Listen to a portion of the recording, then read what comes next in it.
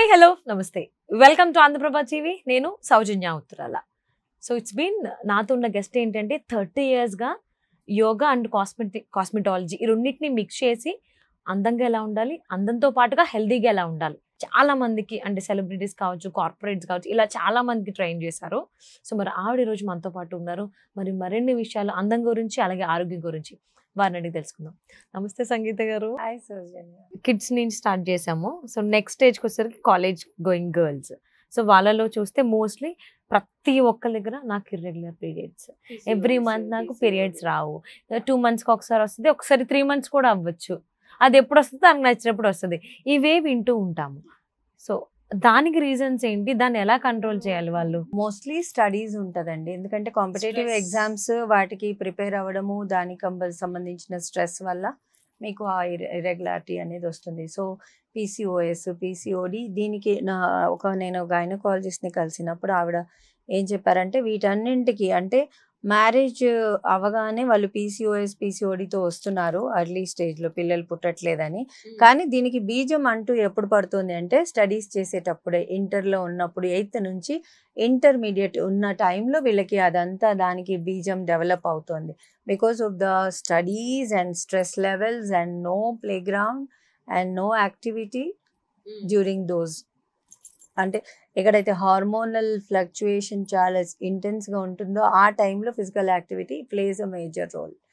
Even బాయ్స్లో కూడా, okay, teenage బాయ్స్లో కూడా మీకు ఆ హార్మోన్ బ్యాలెన్స్ అవ్వాలి అంటే వాళ్ళు ఫిజికల్ యాక్టివిటీ ఉన్నప్పుడే హార్మోన్ బ్యాలెన్స్ అయ్యి విపరీతకరమైన చర్యల వైపు వాళ్ళు వెళ్లకుండా వాళ్ళ హార్మోన్స్ అదంతా అంటే బాడీలో ఉన్న ఎనర్జీ అంతా ఒక పాజిటివ్ వేలో టర్న్ అవుతుంది.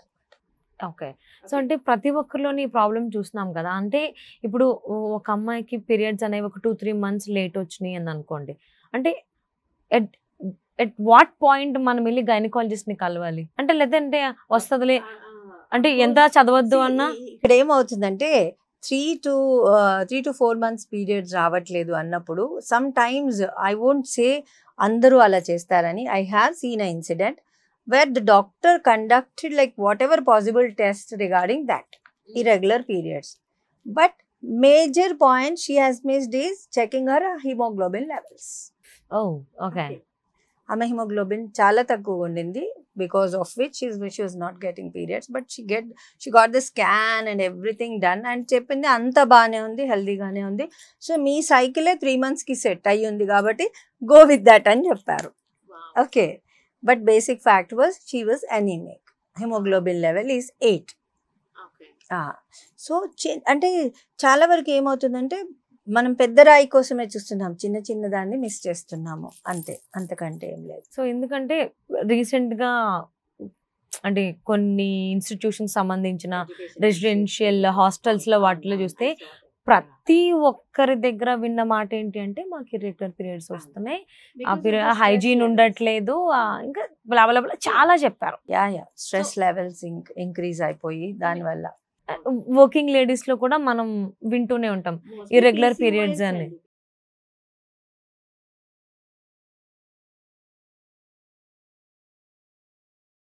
ఆ 2-3 monthsకి ఒకసారి అలాగా ఒక 4-5 monthsకి ఒక 2-3 times అయ్యారని అనుకుందాం. గైనకాలజిస్ట్ చెప్పింది కూడా ఇదే స్టేజ్లో, ఈ ఇంటర్ ఏజ్లోనే దీనికంతా బీజం పడుతోంది అని చెప్పేసి గైనకాలజిస్ట్ చెప్పారు బేసిక్. ఓకే, అంటే ఇప్పుడు అంత కాలేజ్ వాళ్ళు కాకుండా వర్కింగ్ లేడీస్ ఎవరైతే ఉన్నారో గర్ల్స్, వాళ్ళలో కూడా సమ్ టైమ్స్ మనం ఇది చూస్తూనే ఉన్నాం కదా. సో అంటే ఇర్రెగ్యులర్ పీరియడ్స్ వస్తే గైనకాలజిస్ట్ని కలవాలా వద్దా? మనల్ని డెఫినెట్లీ దే హ్యావ్ టు. అంటే ఎట్ వాట్ పాయింట్, అంటే ఎన్ని రోజులకి కలవచ్చు, ఎలా ఎప్పుడు వెళ్ళాలి ఏంటి అనేది. కొంతమంది ఏంటి అవసరం లేదు, I can manage. Menstrual cycle general గా 28 daysకి వస్తుంది. అలా ఓకే, 1 month 1 week మీరు గ్రేస్ పీరియడ్ చూసుకున్నా కూడా ఆ టైంలో రాలేదు అంటే definitely you go and evaluate it. So ఆ 1-2 monthsలోనే వెళ్ళాలి, లేట్ చేయకుండా.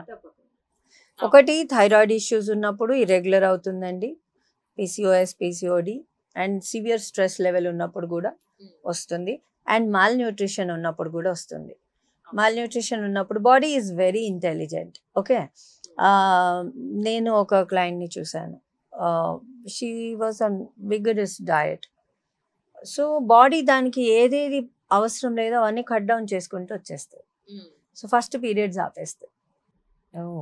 అలా ఒక్కొక్కటి అంటే bone depletion, calcium depletion start అవుతుంది. అలా ఒక్కొక్కటి కట్ డౌన్ చేస్తూ వచ్చేస్తుంది బాడీ, అన్నెసెసరీ అని చెప్పేసి, అంటే దానికి సంబంధించిన న్యూట్రిషన్ రావట్లేదు. సో ఏవేవి ఎక్కడెక్కడ అన్నెసెసరీ ఉన్నాయి, ఇప్పుడు మన మొబైల్లో లోడ్ అయిపోయింది అనుకోండి, కొన్ని యాప్స్ పనిచేయవు కదా, అన్ని స్లీప్ మోడ్లోకి వెళ్ళిపోతాయి. In the same way body also reacts the same. Body is very intelligent. Whatever you are feeding in the form of thoughts, it will react on that.